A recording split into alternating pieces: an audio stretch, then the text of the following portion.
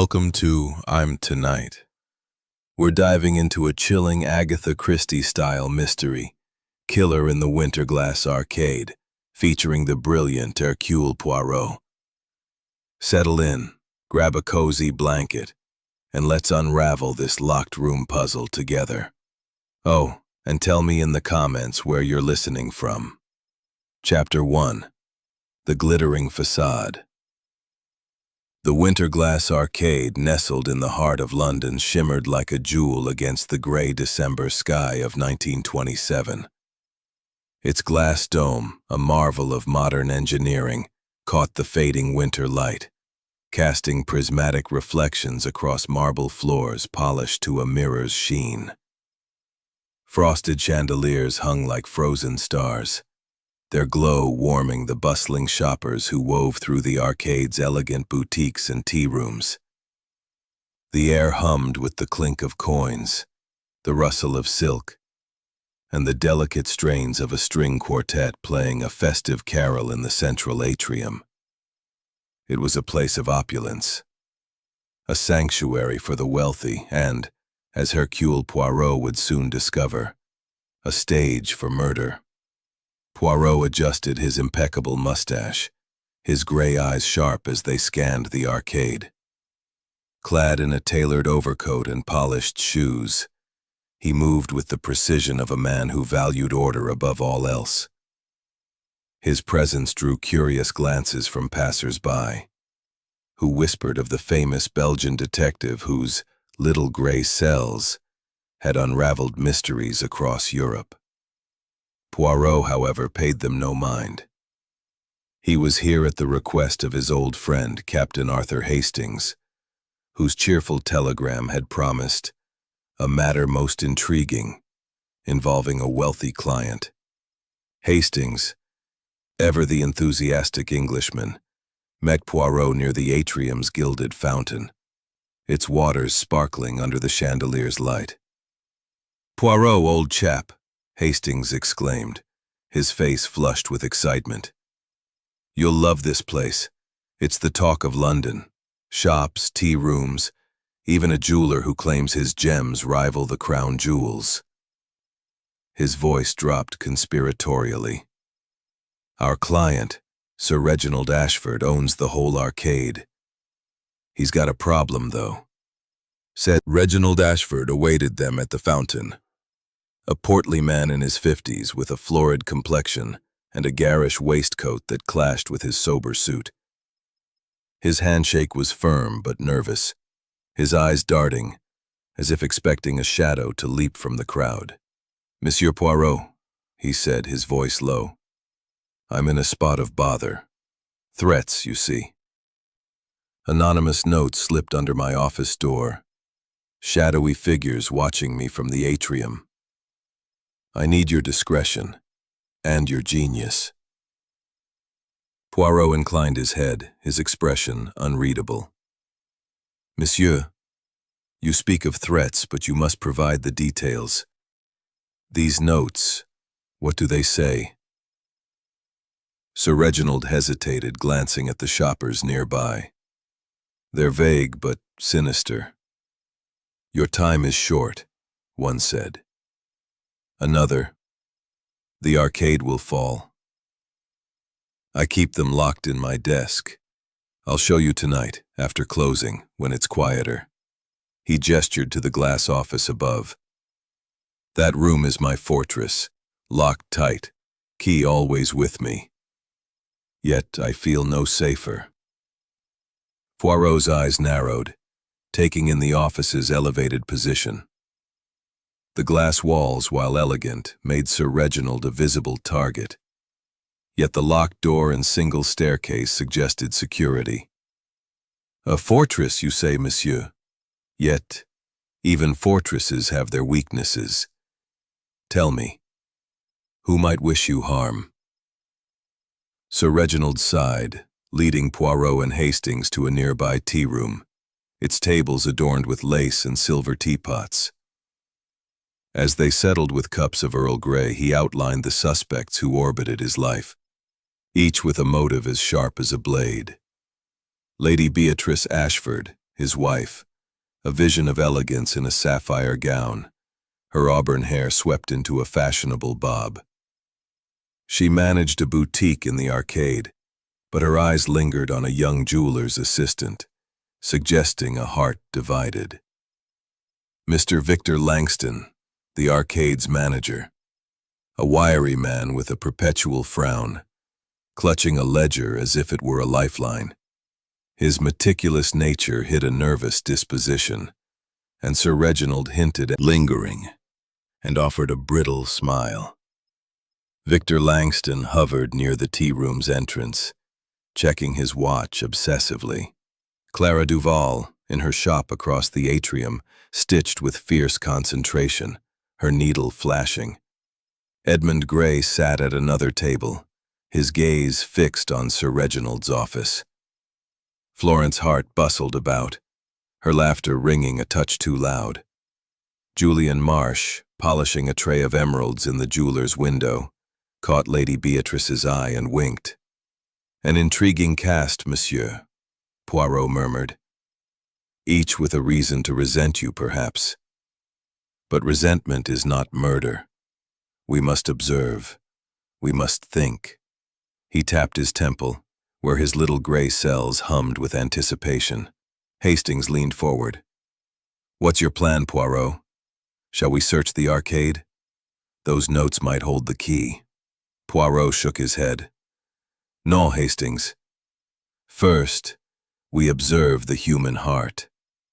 Motives, they hide in glances, in words unspoken. Tonight, when the arcade is empty, we shall see these notes and examine this fortress of Sir Reginald's." As the afternoon waned, the arcade's energy shifted. Shoppers departed, their arms laden with packages, and the quartet packed away their instruments.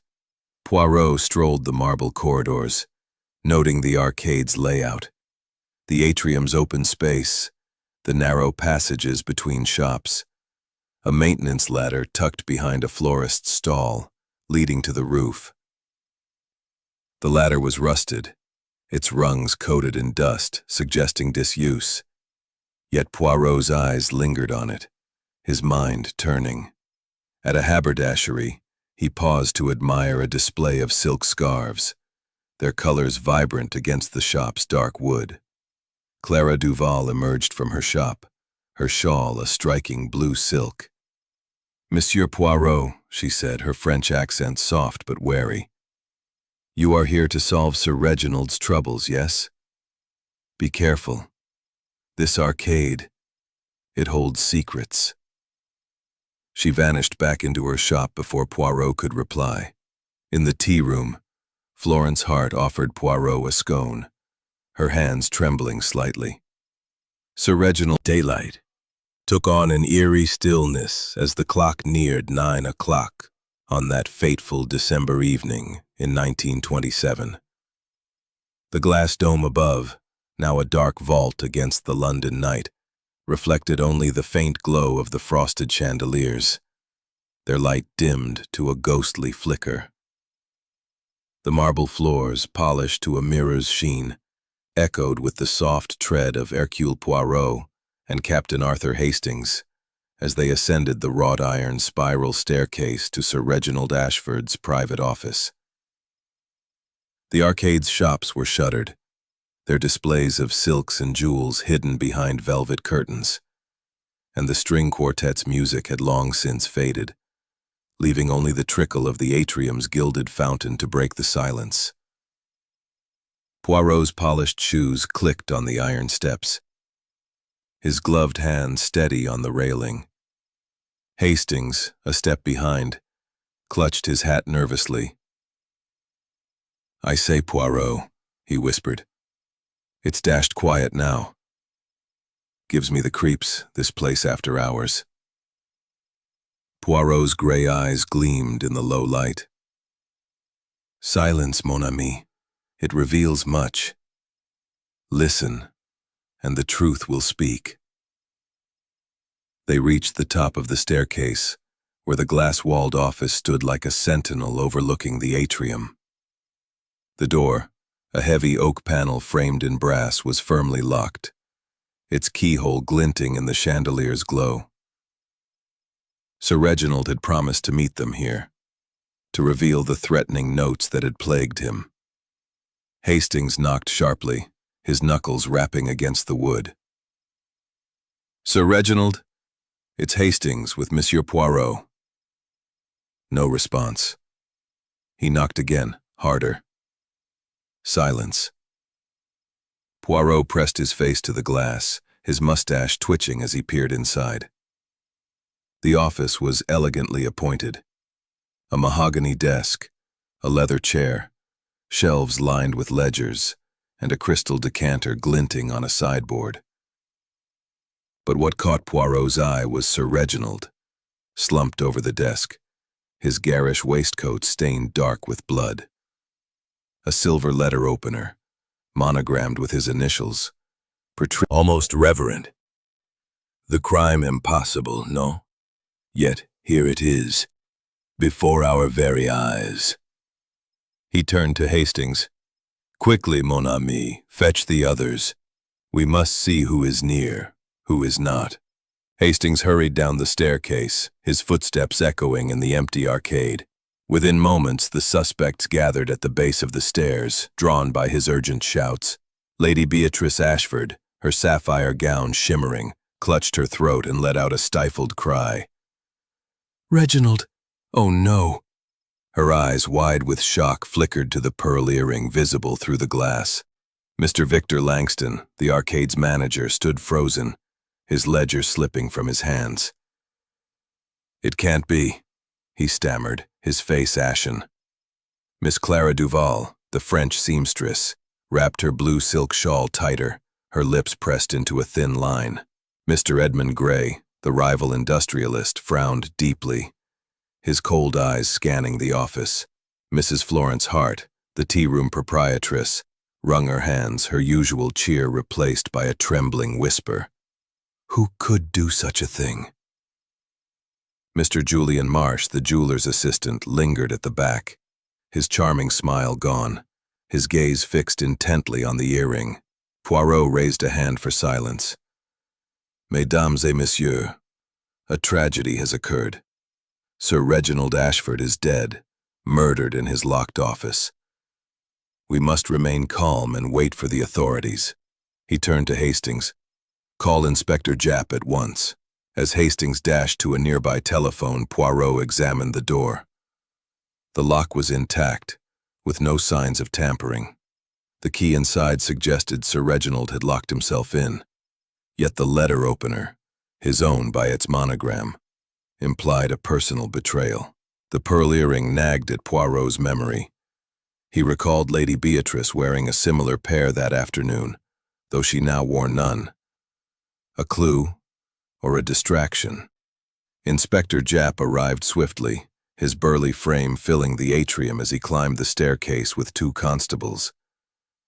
"Blimey, Poirot," he said, peering through the glass. "A locked room murder? This is a new one, even for you." He into the heart. A single, precise blow. The inkpot spill had stained Sir Reginald's cuff, suggesting he was writing when attacked.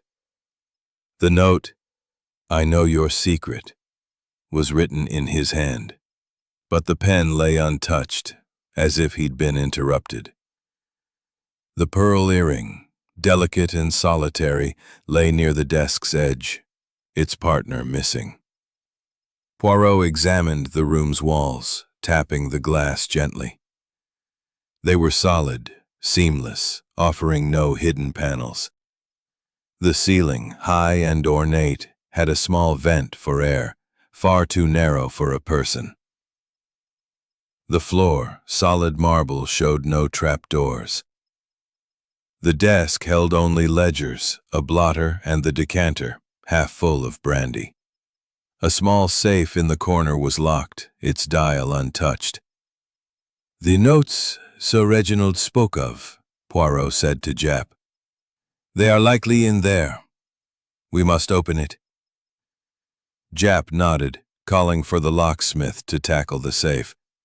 As they waited, Poirot stepped to the glass wall, gazing down at the suspects. Lady Beatrice was whispering to Julian Marsh, who shook his head sharply. Victor Langston paced, muttering to himself. Clara Duval's eyes darted to the staircase, as if considering flight. Edmund Gray stood apart, his expression unreadable. Florence Hart clutched a handkerchief, dabbing her eyes. The safe opened, revealing a bundle of papers. Among them were 3 anonymous notes, typed on plain paper. Your time is short. The arcade will fall, and secrets will bury you. Poirot held them up, his eyes narrowing. Typed, not handwritten. Curious, no? This suggests planning, precision. Hastings frowned. But how did the killer get in and out? The door was locked, the key inside. It's impossible. Poirot's gaze returned to the earring. Impossible, Hastings. No. The little gray cells, they are already at work. This earring, this note, this locked room. They tell a story. We must listen carefully. Japp scratched his head. Poirot's little gray cells were already humming with possibilities. Captain Arthur Hastings, ever loyal, stood beside him, his face etched with worry. I say, Poirot, this is a rum business. A man stabbed in a locked room, no way in or out, and that blasted pearl earring staring us in the face. Where do we even begin? Poirot adjusted his gloves, his voice deliberate and calm. We begin, mon ami, with the people. The human heart, it hides the truth in its contradictions. We shall speak to each suspect, observe their words, their gestures. The murderer, they have left a trail, even in this impossible room. Inspector Japp, overseeing the constables, approached with a grimace. We've searched the office top to bottom, Poirot. No secret passages, no hidden doors. The key was inside, the lock untampered. I'm starting to think this killer's a magician. He gestured to the suspects, gathered in the tea room under a constable's watchful eye. They're all here, ready for questioning. Where do you want to start? Poirot's gaze swept over the group. Lady Beatrice Ashford, elegant but pale. Mr. Victor Langston, clutching his ledger like a shield. Miss Clara Duval, her blue silk shawl draped tightly. Mr. Edmund Gray, his cold eyes defiant. Mrs. Florence Hart, fidgeting with her apron. And Mr. Julian Marsh, the jeweler's assistant, his charm subdued. We shall speak to them one by one, Inspector, Poirot said. In the tea room, where they are at ease. The truth, it slips out when the guard is down. The tea room, with its lace tablecloths and silver teapots, offered a semblance of warmth despite the tension. Poirot and Hastings settled at a corner table, Japp standing nearby with a notebook. The constables ushered in the first suspect, Lady Beatrice Ashford. Lady Beatrice glided in, her sapphire gown replaced by a somber gray dress, though her auburn hair remained impeccably styled. Monsieur Poirot, she said, her voice trembling. This is a nightmare. Reginald wrote and dismissed her, his mind turning to her possible motives. A strained marriage, perhaps an affair. Next came Victor Langston, the arcade's manager, his thin frame hunched as he clutched his ledger. I was in my office balancing accounts, he said, his voice high and nervous. I didn't hear a thing until Captain Hastings shouted, noting errors in the figures, sums that didn't add up, payments to an unknown J.M. These errors, Monsieur Langston, Poirot said. They suggest distraction, or perhaps something more. Deliberate. Langston's hands shook. I've been overworked, that's all. Sir Reginald was demanding, always checking my books. I swear I was in my office. His desperation rang true, but Poirot sensed a secret beneath his nerves.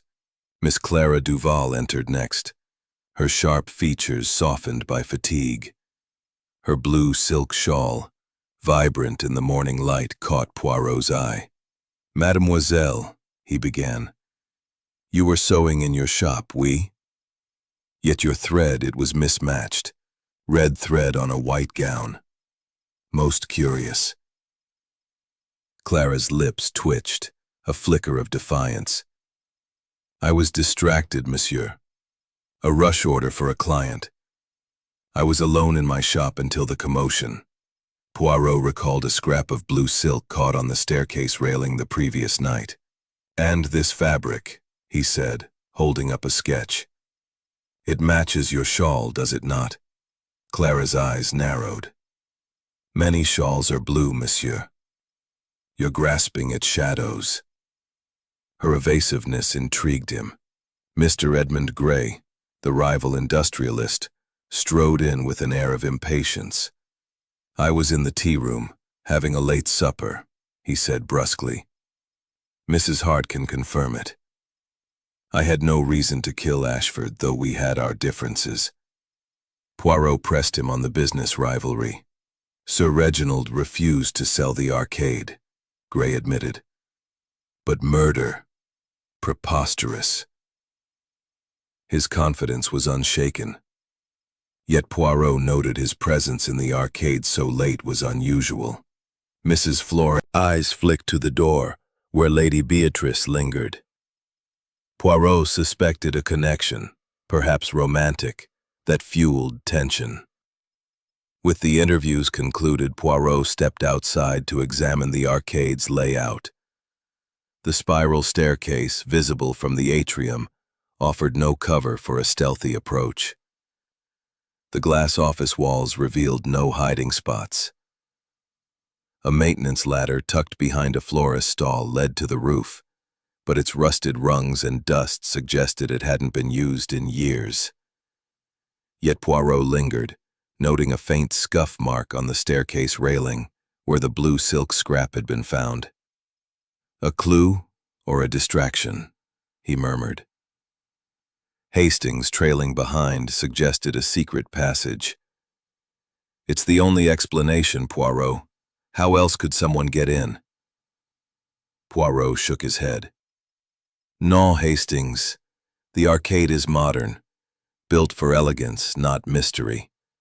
The answer lies elsewhere." He returned to the office, where Japp's men had catalogued the evidence. The letter opener, the key, the note, the earring, and the threatening letters from the safe. The typed notes, "Your time is short. The arcade will fall. Secrets will bury you," suggested a calculated mind. Poirot knelt by the desk, examining the spilled inkpot. The ink had stained Sir Reginald's cuff, but the pen was untouched, as if he'd stopped writing abruptly. The pearl earring, delicate and costly, nagged at him. Lady Beatrice's denial rang false, yet its presence felt too convenient. "A red herring, perhaps," Poirot said softly. "Or a key to the truth." Japp scratched his head. "We've got motives aplenty. Jealousy, money, revenge. But this locked room's got me beat. What's your next move, Poirot?" Poirot's eyes gleamed. "We reconstruct, Inspector. We observe. We think. The little gray cells, they will find the path through this maze." He glanced at the suspects, now dispersing to their shops under police watch. "Someone here knows more than they say. You got a lead yet?" Poirot adjusted his mustache, his voice slow and deliberate. "Mon ami, shadows are cast by light. We must find the source. The truth hidden in these clues. Some are true, some are false, but all tell a story. He gestured toward the spiral staircase leading to the glass-walled office. Let us explore, Hastings. The arcade. It has secrets to share. Inspector Japp, overseeing the investigation, approached with a weary sigh. We've turned the office upside down, Poirot. Nothing new. No fingerprints, no hidden traps. The suspects are sticking to their stories, but I don't trust a single one. He handed Poirot a delivery log from the tea room. Found this in Mrs. Hart's records. A crate of champagne arrived yesterday, signed for by E.G. Could be Edmund Gray. Odd, don't you think? Poirot's eyes narrowed as he studied the log. Most curious, Inspector. Most curious, Inspector. Let us see this crate. They crossed to the tea room where Mrs. Florence Hart, her apron slightly askew, was wiping tables with forced cheer. The crate, tucked in a storage nook, was unopened, its label indicating a high-end French vintage. Florence fidgeted as Poirot examined it. It arrived yesterday afternoon, she said. I didn't order it, but the delivery man insisted it was paid for. Mr. Gray was here, but he didn't sign for it, I swear. Poirot pried open the crate, revealing bottles nestled in straw. Beneath them, hidden in a false bottom, was a folded note. Meet me at 9. Trust no one. The handwriting was unfamiliar, not Sir Reginald's scrawl. A clue, perhaps, Poirot murmured. Or another deception. He turned to Florence. Madame, who else knew of this delivery? She shook her head, her hands trembling. Only the delivery man and I. I told no one. Leaving the tea room, Poirot and Hastings visited Miss Clara Duval's sewing shop, where bolts of fabric lined the walls. Clara, her sharp features tense, was stitching a gown. Manager, his face pale, hovered nervously as Poirot reviewed his accounts. A recent entry showed payments to J.M., possibly Julian Marsh, totaling several £100. Monsieur Langston, Poirot said. These payments, they are unusual, no? To whom do they go? Langston stammered. Just a supplier, nothing suspicious. His fingers twitched, betraying his unease. Poirot marked the initials for further scrutiny. In Lady Beatrice Ashford's boutique, Poirot found a receipt for a sapphire ring purchased anonymously 2 days prior. Madame, he asked, this ring, was it a gift, perhaps, for someone special? Lady Beatrice's cheeks flushed. I don't know who bought it, she said, her voice brittle. Customers often request anonymity. Her eyes darted to the jeweler's shop across the atrium, where Julian Marsh was polishing gems. Poirot's suspicion of an affair deepened, but the receipt's anonymity suggested another layer of secrecy. Edmund Gray, when questioned, denied ordering the champagne crate. I was in the tea room, yes, but I signed nothing, he said, his tone clipped. Ashford and I had our differences, but I'm no murderer. His alibi, confirmed loosely by Florence, held for now. But Poirot noted Gray's frequent visits to the arcade, unusual for a rival. Julian Marsh in the jeweler's shop was polishing a tray of emeralds, his hands still faintly stained with ink. Monsieur Marsh, Poirot said. These stains, they are not from gems, no? Marsh shrugged. I was writing invoices, clumsy with the pen, that's all. His casual demeanor felt rehearsed, and Poirot recalled the payments to J.M. in Langston's ledger. A loan? A bribe? Or something darker? To test the locked room puzzle, Poirot organized a reconstruction. That evening, with the arcade closed and the suspects under police watch, He and Hastings locked themselves in Sir Reginald's office. Japp stood outside, timing their movements. Poirot paced the room, tapping the glass walls, checking the vent, and examining the desk. As he moved a candlestick, it fell, anchored to the roof. An idea, mon ami, but impractical. The chandelier is decorative, not functional. Yet, we must consider all possibilities. Outside, Poirot examined the spiral staircase again, noting the blue silk scrap caught on the railing. It matched Clara's shawl, but her denial echoed in his mind. He climbed to the roof via the maintenance ladder, finding it rusted but intact. The roof offered a view of London's twinkling lights, but no obvious clues. Only a faint smell of champagne near the ladder's base, puzzlingly out of place. Back in the atrium, Poirot gathered the suspects, observing their reactions. Lady Beatrice avoided Julian's gaze. Victor clutched his ledger tighter. Clara's fingers twitched. Gray's jaw tightened. Florence dabbed her eyes. And Marcia's smile was strained. "Mesdames et messieurs," Poirot said, "the clues, they multiply. But so do the lies. The truth, it is close, but it hides behind deception." Japp muttered, "You're seeing something I'm not, Poirot. That earring, the notes, now this champagne crate, what's it all mean?" Poirot's lips curved slightly. "It means, Inspector, that someone has woven a web of red herrings. The earring, it points to Lady Beatrice, yet it is too obvious. The diary, it accuses Mademoiselle Duval, yet it is too convenient. The champagne, the payments, the silk, all distractions, perhaps, or keys to the truth. We must separate the false from the true." Hastings frowned. "So what's next, Poirot? More interviews?" "No," Poirot said, his voice firm. "We watch, we listen, we think.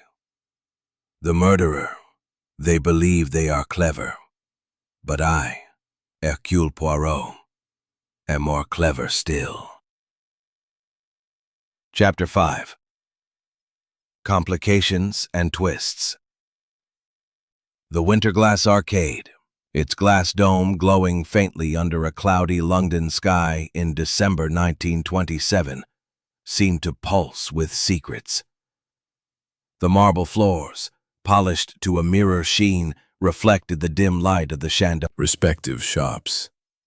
Lady Beatrice Ashford, Mr. Victor Langston, Miss Clara Duval, Mr. Edmund Gray, Mrs. Florence Hart, and Mr. Julian Marsh. Each held a piece of the puzzle, but a new event was about to shake the arcade. As Poirot and Hastings crossed the atrium, a piercing scream echoed from Clara Duval's sewing shop. They hurried inside, finding Clara standing amid a chaos of torn fabrics and scattered spools.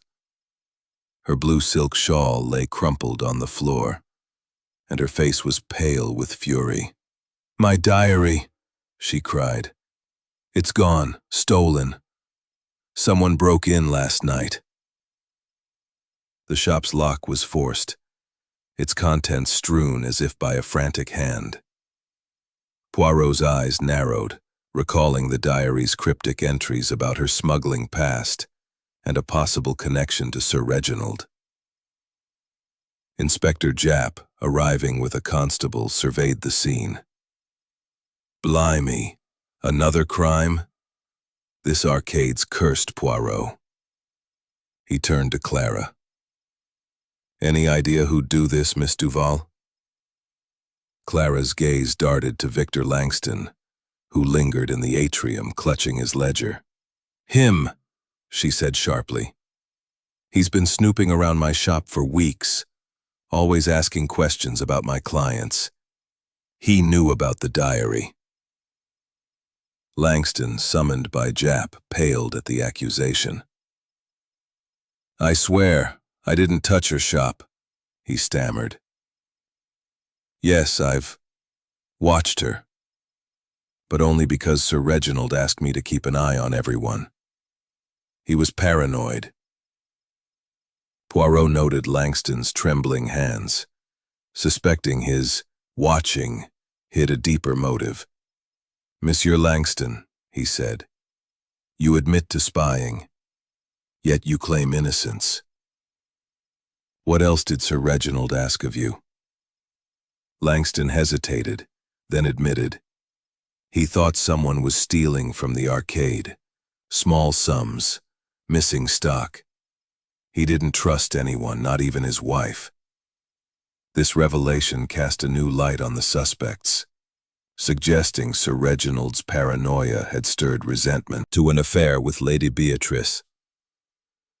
"We were in love," he said, his charm cracking under pressure. "We planned to run away, start fresh. But kill Sir Reginald? Never." His ink-stained hands and the ledger's payments to J.M. suggested financial ties to the victim, but Marsh insisted they were repaid loans. Poirot's gaze lingered on him, sensing a half-truth. Mrs. Florence Hart, wiping down tables, let slip a crucial detail. "I overheard Sir Reginald arguing with someone in his office hours before he died," she said, her hands shaking. "A man's voice, angry, but I couldn't see who. It was about money, I think." Her vagueness frustrated Jap, but Poirot filed it away, wondering if the argument connected to Langston's payments or Gray's rivalry. To deepen the mystery, Poirot returned to the atrium's chandelier, a massive structure suspended by cables. He dismissed Hastings's earlier suggestion of it being an escape route, but the faint smell of champagne near the maintenance ladder nagged at him. Climbing to the roof, he inspected the chandelier's pulley system, used for lowering it during maintenance. The cables were sturdy, the pulley greased recently, suggesting use. "Curieux," Poirot murmured. Could someone have accessed the office via the ceiling vent, using the chandelier as a makeshift lift? The vent was narrow, but a slim figure might manage it. To test this theory, Poirot enlisted a constable to lower the chandelier. The mechanism creaked but worked, revealing a clear path to the office's ceiling. The champagne smell lingered on the cables, linking to the mysterious crate. "A possibility," Poirot said, "but not yet the truth." The physical feat required agility and planning, narrowing the suspects to someone fit, perhaps Marsh or Clara. That evening, as the arcade darkened, Poirot's investigation took a dramatic turn. A shadowy figure darted through the corridors, glimpsed by Hastings near the jeweler's shop. "Poirot, there!" Hastings shouted, giving chase. Poirot followed, his heart racing as they pursued the figure through the maze of shops. The chase that threatens all. Yet the truth remains locked, like the room where Sir Reginald died. But I, Hercule Poirot, am close to unlocking it. Jap, exasperated, muttered, "You're seeing patterns I can't, Poirot. That chase, the pulley, the diary, what's it all add up to?" Poirot's eyes gleamed. "It adds up to a killer who believes they are untouchable. But no one escapes the little gray cells." He turned to Hastings. "Tomorrow, mon ami, we shall test these clues further. The chandelier, the champagne, the handkerchief. They are pieces of a puzzle, but not yet complete." As the suspects dispersed, Lady Beatrice lingered, whispering to Marsh. Clara clutched her shawl, her eyes wary. Langston's ledger trembled in his hands. Gray's jaw was set and Florence dabbed her eyes. The arcade, once a beacon of elegance, felt like a trap closing around them all. Chapter 6. The Revelation. The Winterglass Arcade, its glass dome shrouded in the twilight of December 1927, stood as a silent witness to the secrets it held. The marble floors gleamed under the soft glow of the chandeliers, but the air was thick with tension, as if the arcade itself anticipated the unmasking of a killer. Hercule Poirot stood in the central atrium, his impeccable overcoat a beacon of calm amid the storm of suspicion. The locked-room murder of Sir Reginald Ashford had confounded all. With its cryptic clues, a pearl earring, a half-written note, typed threats, a stolen diary, a champagne crate, and a handkerchief, each pointing to a truth buried in deception. Now, Poirot's little gray cells were ready to reveal the solution. Captain Arthur Hastings, his face a mix of excitement and nerve, stood beside him. "I say, Poirot, you've got that look in your eye. Have you cracked it? Who's the murderer?" Poirot's mustache twitched, his voice slow and deliberate. "Patience, mon ami. The truth, it is like a fine wine.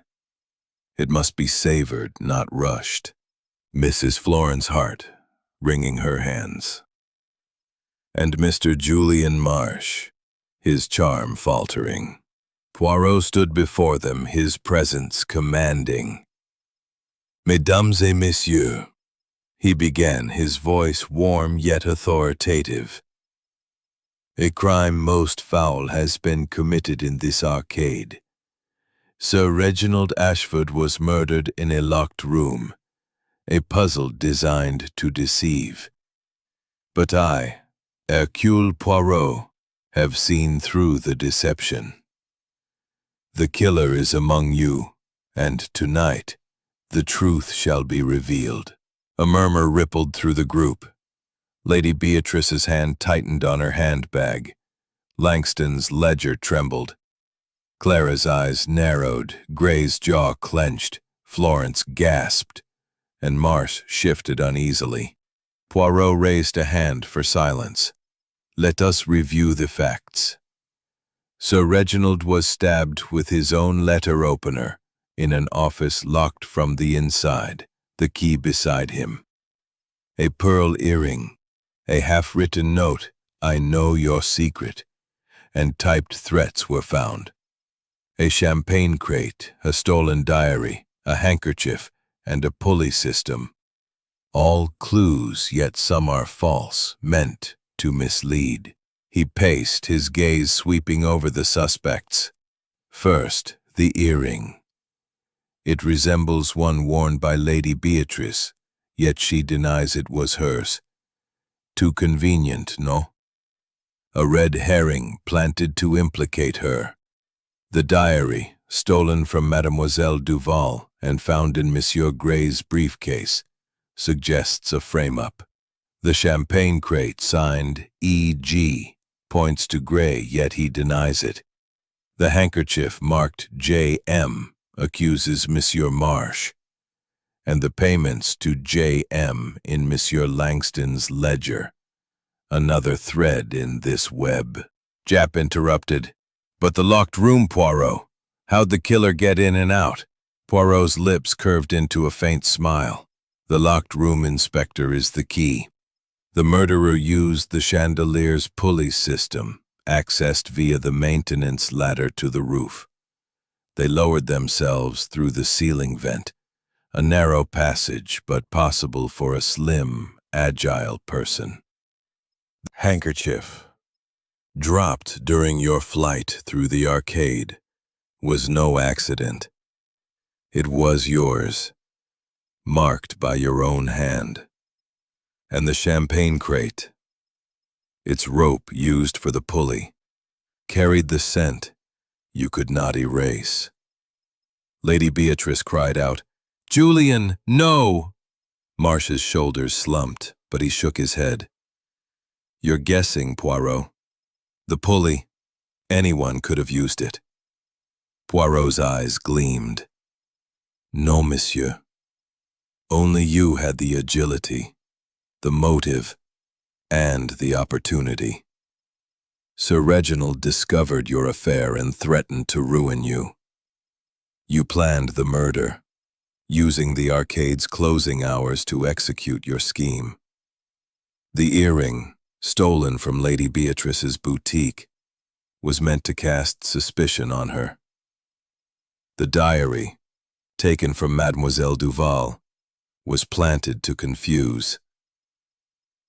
But your greatest mistake was underestimating the little gray cells. To seal the trap, Poirot produced a bottle from the champagne crate, its label marked with a unique crest. This crest, monsieur, belongs to a vintner you visited last month. A detail you mentioned in passing to Lady Beatrice, who confirmed it. Only the killer would know this crate's origin. Used to smuggle the rope. Marsh's face crumpled, his defiance fading. Why, Julian? Lady Beatrice sobbed. Marsh's voice broke. He was going to destroy us. Our love. Our future. I wanted freedom for both of us. I didn't mean for it to go this far. He sank to his knees, tears streaming. I'm sorry. Japp signaled his constables, who moved to restrain Marsh.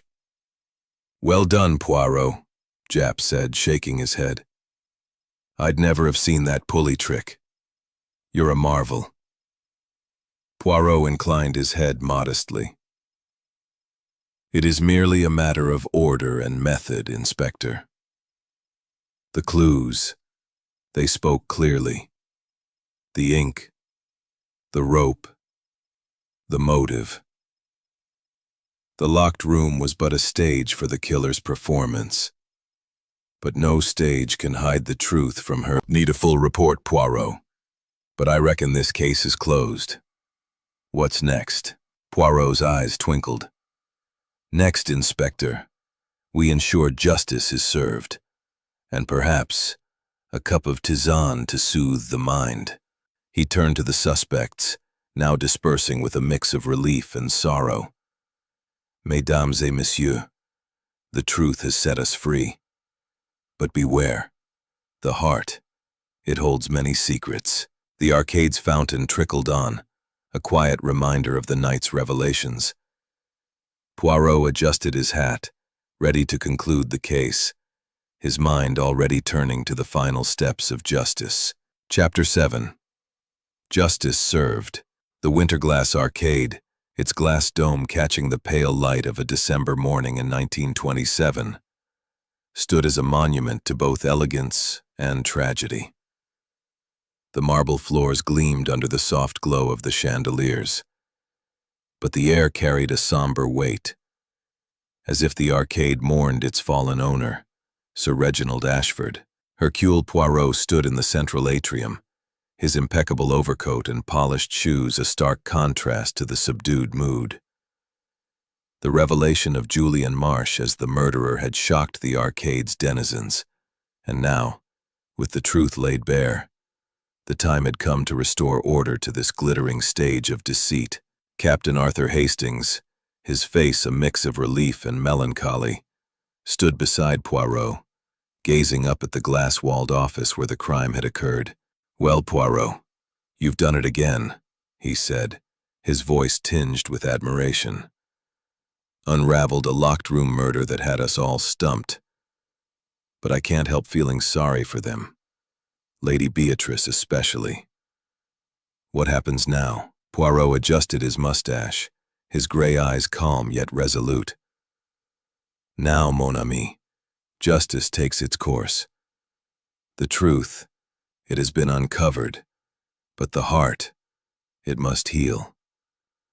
We shall ensure the guilty face their reckoning, and the innocent find peace. He glanced at the spiral staircase, its wrought iron curves a silent witness to the drama that had unfolded. Inspector Japp approached, his burly frame moving with purpose as he clutched a notebook. Marsh is in custody, Poirot, auburn hair pinned tightly.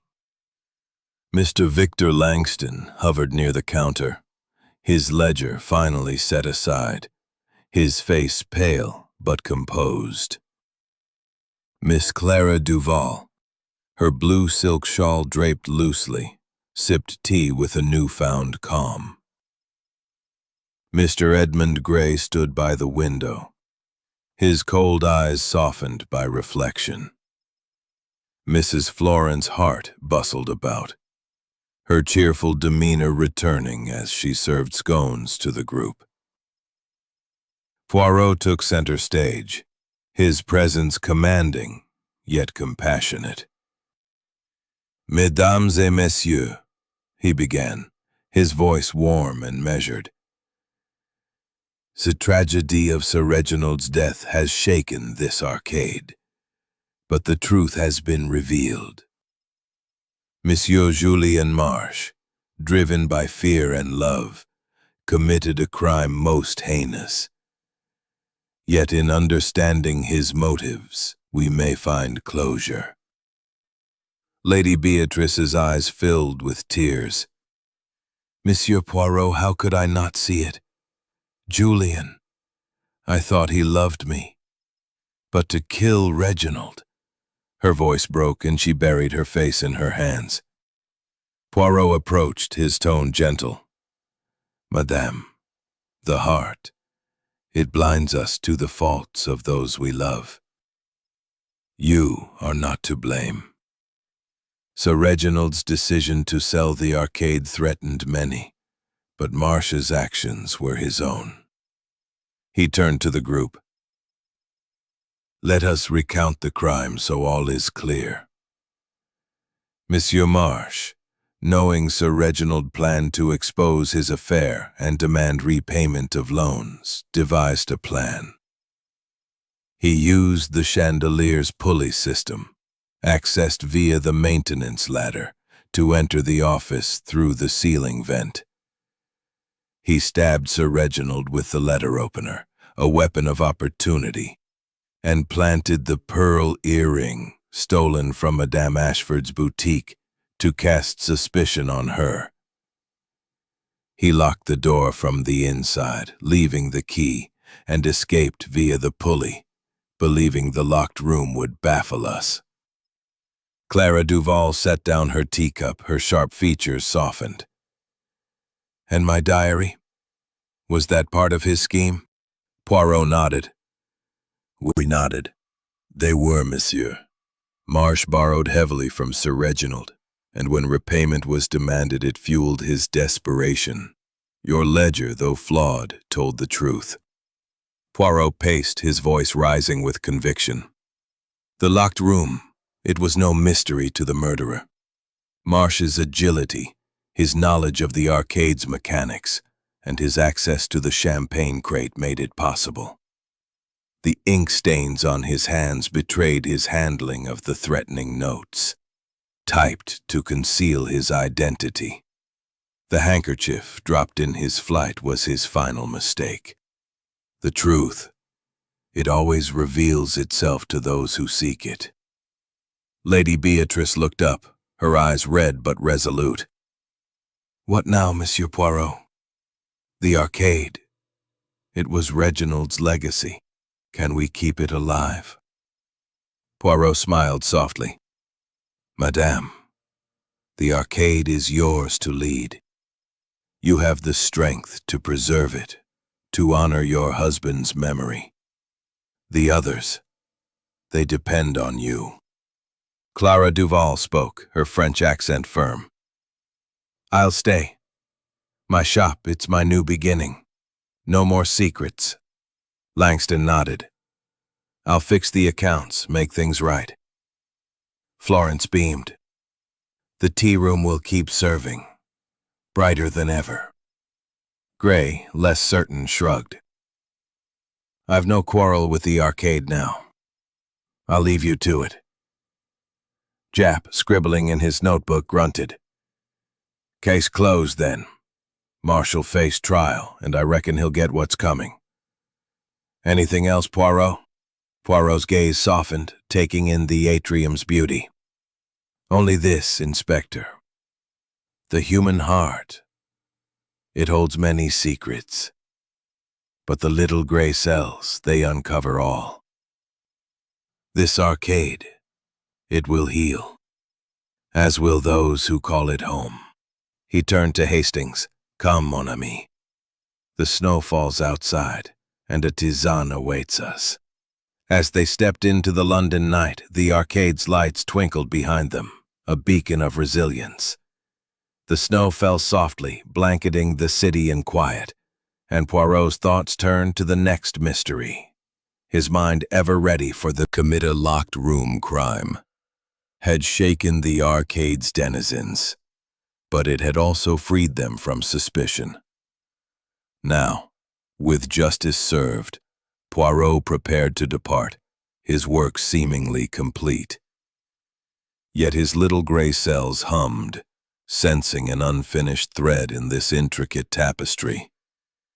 Captain Arthur Hastings, ever the enthusiastic companion, joined him, his face bright with relief. I say, Poirot, the arcade's almost back to normal, isn't it? Lady Beatrice running the show, the shops buzzing again. It's like the murder never happened.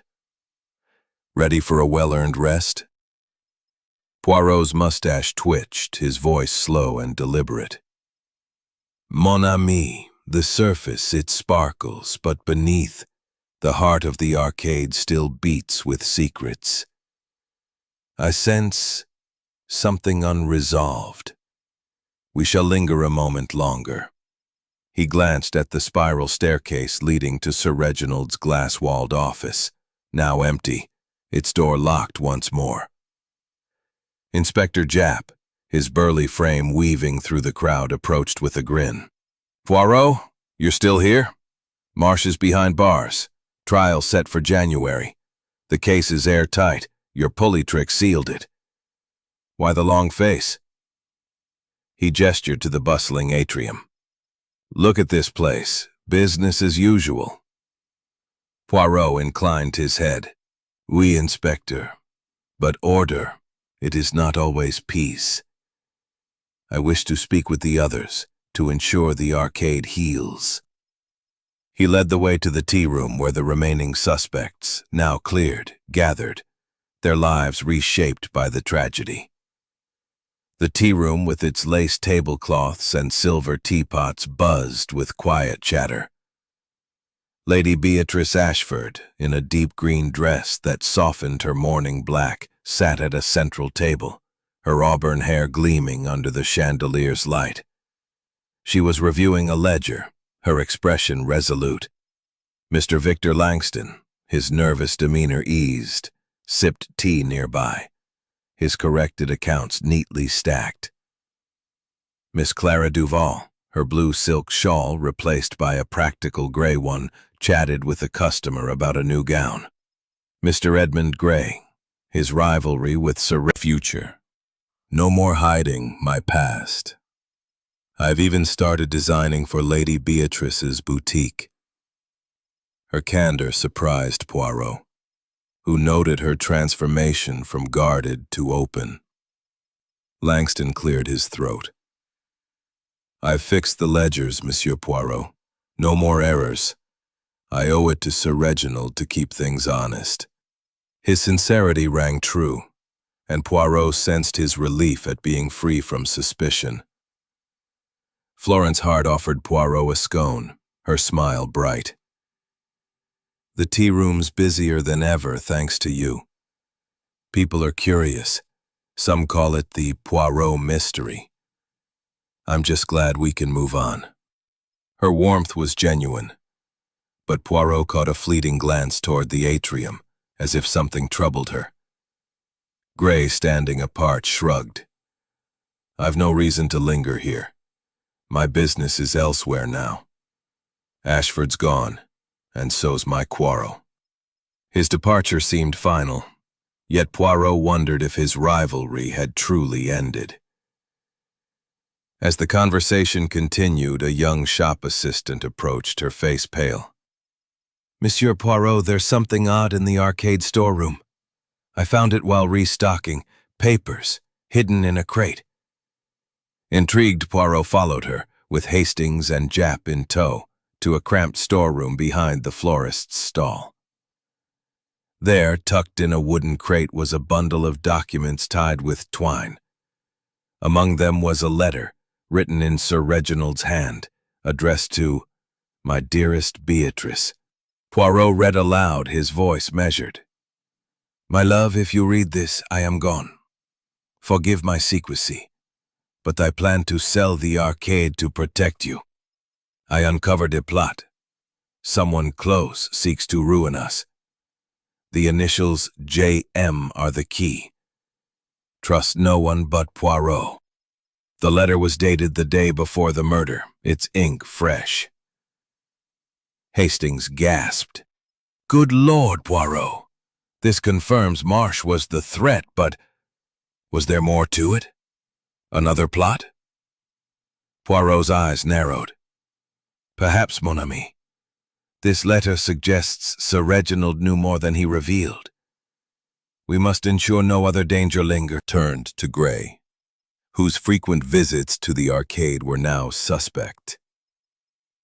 That evening, Poirot staged a final gathering in the atrium, the fountain's trickle a soothing backdrop. "Mesdames et messieurs," he said. "A new clue suggests Sir Reginald feared a broader conspiracy. The letter hidden in a crate points to J.M. Monsieur Marsh, oui, but perhaps others were involved. I ask you now, have you seen anything unusual since the murder?" Florence hesitated, then spoke. "Last night I saw a light in the office, long after closing. I thought it was a constable, but—" Her words trailed off, and Poirot's gaze sharpened. He climbed to the office, finding a single sheet of paper on the desk, typed like the threatening notes. "The truth is not enough." No signature, no clue to its author. Jap scratched his head. "Another threat? But Marsh is locked up." Poirot's lips curved faintly. "Perhaps, Inspector, this is a warning from another hand. Or perhaps it is nothing, a ghost of the arcade's fear. For now we have no evidence of further crime." Poirot turned to Lady Beatrice. "Madame, guard the arcade well. Trust your instincts, and call upon me if shadows return."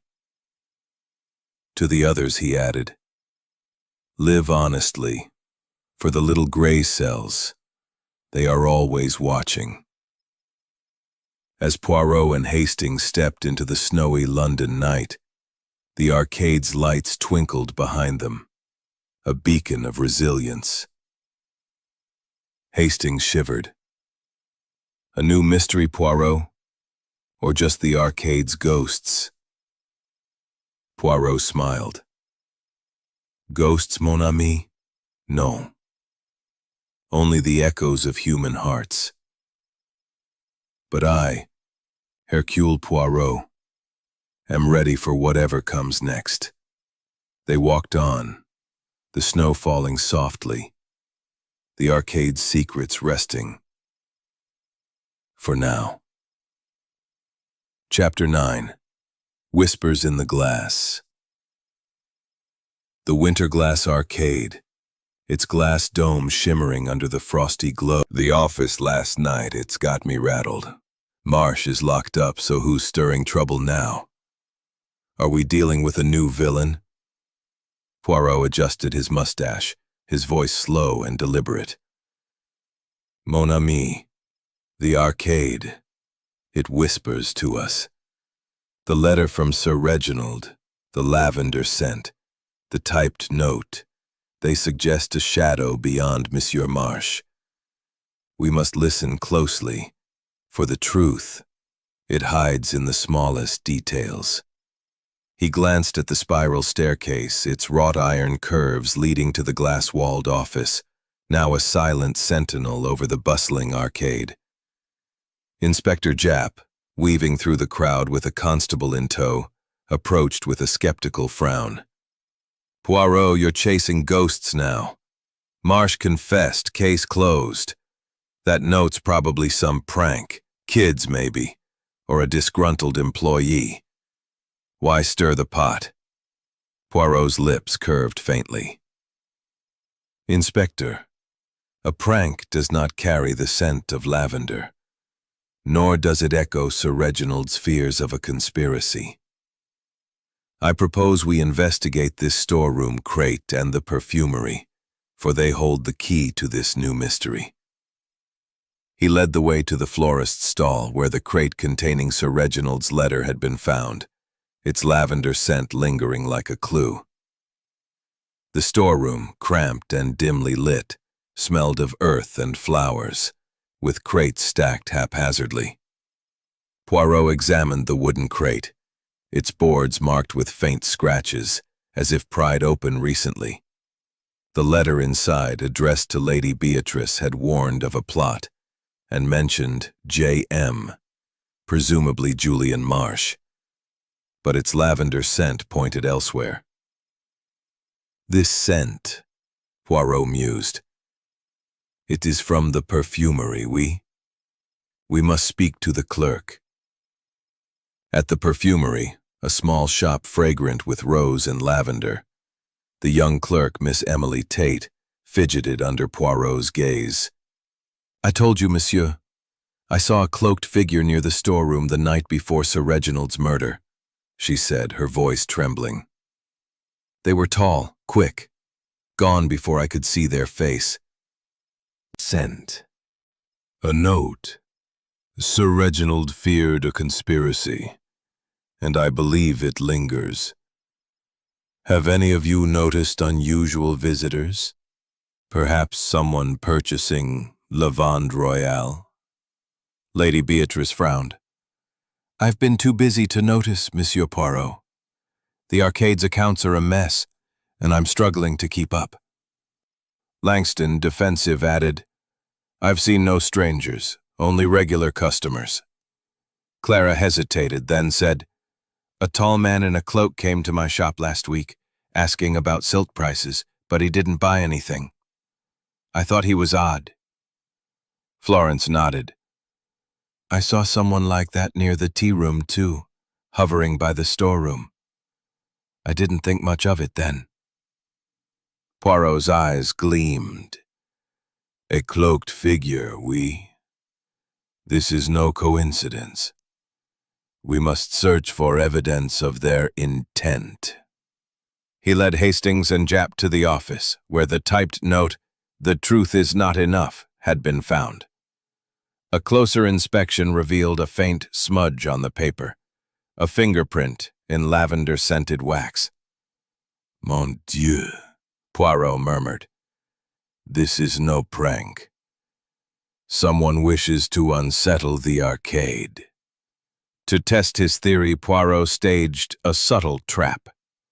He instructed Florence to spread a rumor that a valuable item, Sir Reginald's private ledger, supposedly containing secrets, was found in the office and would be opened publicly the next day. "If our shadow is watching," Poirot said, "they will act tonight." That evening, as the arcade closed, Poirot, Hastings, and Japp hid near the storeroom, the fountain's trickle masking their presence. The quartet's music had ceased, and the chandeliers dimmed, casting long shadows.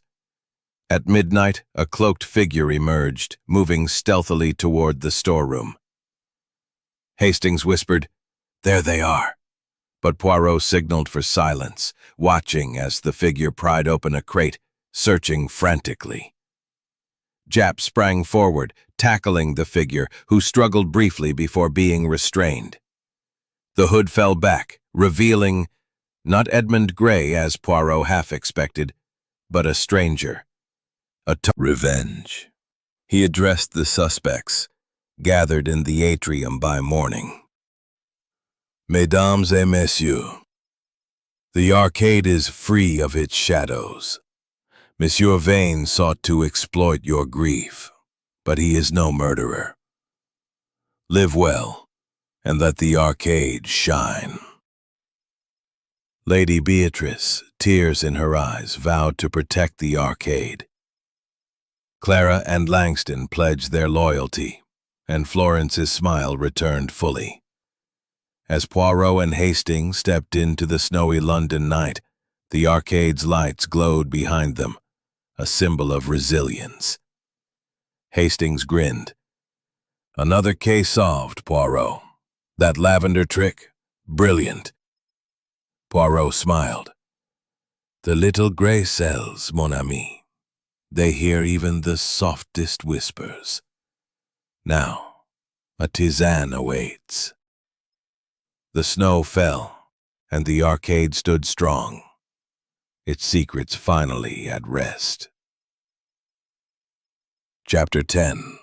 The Light of Truth.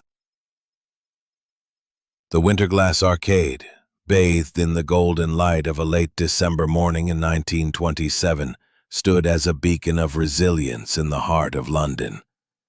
Its glass dome sparkled under a rare, clear sky, casting prismatic patterns across the marble floors where shoppers moved with renewed vigor. The chandeliers, their frosted crystals gleaming, illuminated the boutiques and tea rooms, while the string quartet in the atrium played a lively rendition of Joy to the World, heralding the Christmas season. The arcade, once shadowed by the murder of Sir Reginald Ashford and the schemes of Julian Marsh and Richard Vane, now pulsed with life, as if determined to outshine its dark past. Hercule Poirot stood near the gilded fountain, its gentle trickle a soothing counterpoint to the bustling crowd. His impeccable overcoat and polished shoes reflected his unyielding precision, but his gray eyes held a quiet satisfaction. The unmasking of Marsh as the murderer, followed by Vane's confession to planting threatening notes, had restored order to the arcade. Yet Poirot lingered, drawn to ensure the arcade's heart would beat strong, free of lingering doubts. His little gray cells, ever vigilant, of paperwork waiting. But you've earned a rest. What's keeping you? Poirot inclined his head, his eyes twinkling. Inspector, a case is not complete until the heart is at ease. Let us visit the tea room, where the arcade's soul resides. There, we shall see the future unfold. He led the way, his steps measured, as the quartet's music swelled, filling the atrium with hope. The tea room, with its lace tablecloths and silver teapots, buzzed with warmth. Lady Beatrice Ashford, radiant in a deep burgundy dress, sat at a central table, reviewing plans for a New Year's gala. Her auburn hair, swept into an elegant chignon, gleamed under the chandelier's light, and her smile held a newfound confidence. Mr. Victor Langston, his nervous demeanor replaced by quiet pride, sat nearby, his ledgers balanced and open for her review. Miss Clara Duval, her gray shawl exchanged for a vibrant emerald one, chatted with a client about a custom gown. Mrs. Florence Hart, her cheer infectious, served tea with a flourish, her laughter echoing through the room. Poirot took a seat, his presence drawing their attention like a magnet. "Mesdames et messieurs," he began, his voice warm yet authoritative. "The Winterglass Arcade has weathered a storm, murder, deceit, and fear. Yet here you stand, stronger for it. I wish to hear your plans, to know that the light of truth prevails." Lady Beatrice set down her pen, her eyes bright with determination. "Monsieur Poirot, I owe you everything. The arcade is my responsibility now, and I'm planning a gala to celebrate its revival. We'll honor Reginald's vision, elegance, community, resilience. She gestured to a poster on the table, its design featuring the arcade's dome under a starry sky. "The shops will stay, and we'll add new ones. A bookshop, perhaps, for the literary crowd." Poirot nodded approvingly. "Madame, your vision. It is a fitting tribute. Sir Reginald, he would be proud." His gaze shifted to Clara, who smiled softly. "I'm designing for the gala," she said, her French but not mourned. "He's gone back to his factories," Lady Beatrice said. "His rivalry with Reginald is over, and I wish him well." Poirot's eyes narrowed slightly, recalling Gray's cold demeanor, but he sensed no lingering threat. As they spoke, a young boy, a delivery lad from the perfumery, approached with a small package. "For you, Monsieur Poirot," he said, handing over a velvet box tied with a ribbon. Inside was a vial of lavande royale, the perfume linked to Richard Vane's scheme, accompanied by a note, "With gratitude from the Winterglass Arcade." The gesture, signed by all the shopkeepers, touched Poirot, who bowed slightly. "A token most thoughtful," he said. "The arcade, it has a heart as grand as its dome." Yet, as the conversation wound down, Poirot's instincts stirred. The cryptic note, "The truth is not enough," and the lavender-scented letter still nagged at him. Had Vane acted alone, or was there another shadow? To ensure closure, he visited the perfumery, where Miss Emily Tate confirmed no further sales of lavande royale had occurred. "That cloaked man, Vane, was the last," she said. "The storeroom's been quiet since." Poirot returned to the office one final time, its glass walls now a symbol of transparency. A thorough search revealed no new notes, no hidden crates. The chandelier's pulley, now secured, hung silently above the atrium. "The arcade is at peace," Poirot murmured, his little gray cells satisfied at last. In the atrium, he gathered the group for a final address. "Mesdames et messieurs," he said, his voice resonant. "The Winterglass Arcade has faced darkness, murder, betrayal, fear. Yet you have emerged in the light of truth.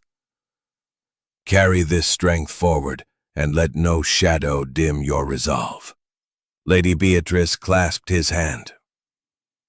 "Thank you, Monsieur Poirot. You've given us more than justice, a future." Clara, Langston, and Florence echoed her gratitude, their faces alight with